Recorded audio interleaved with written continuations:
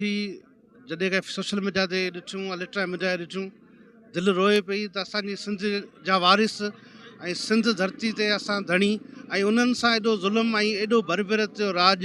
ऐं उन ते जेका पुलिस ऐं कानून जेको ॿिटो निज़ाम जेको हिते अख़्तियार कयो आहे त कानून सिर्फ़ु ग़रीबनि लाइ अचे थो ऐं अमीरनि लाइ कानून उहो कोन्हे बाअसर वॾेरनि लाइ कोन्हे ऐं हिते निज़ाम जेको हले पियो उन ते वॾे में वॾे असांजा साथी जेके बोतार जेके असेंबली में वेठल आहिनि उन्हनि जो वॾो हिकिड़ो अहम किरदारु आहे ऐं उहे ई जेके पंहिंजा माण्हू जेके आहिनि असांजी सिंधी न्याणी जंहिंमां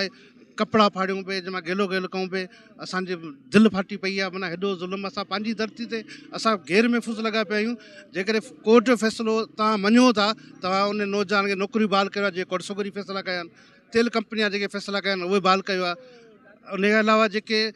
काज़ी शम्स बांबण ते साफ़िन ते जेके हमला थिया आहिनि उन ते तव्हां केस दाख़िल कयो आहे उनजे कोर्स ते फ़ैसिलो अमल कोन्हे वञी वञी ग़रीबनि ते वञी बीहे थो त उनजा घर ख़ाली कराइणा आहिनि घर ख़ाली ईअं घर ख़ाली कराइबा आहिनि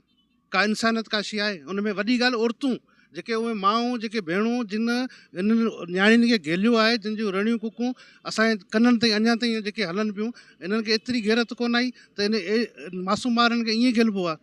असां मीडिया जी तरफ़ां इन सख़्तु लफ़्ज़नि में मुज़मत था कयूं ऐं इहो जेको हिननि लॉलीपॉप कल ॾिनो आहे त असां हिननि खे मुअतल करे रहियो आहे मुअतल न आहे हीअ सिंध जा आहिनि सिंध जा धणी आहिनि सिंध जा वारिस आहिनि इन गिरफ़्तार करे सख़्तु खां सख़्तु सज़ा ॾिनी वञे जी ॿियो को अमलदार अहिड़ी कार्रवाई न करे सघे इन में सिर्फ़ु पुलिस कोन्हे इनवॉल्व इन में मुख़्तियार कार बि इनवॉल्व आहे रेवेन्यू बि इनवॉल्व आहे इन में ऐं जेके बि उन में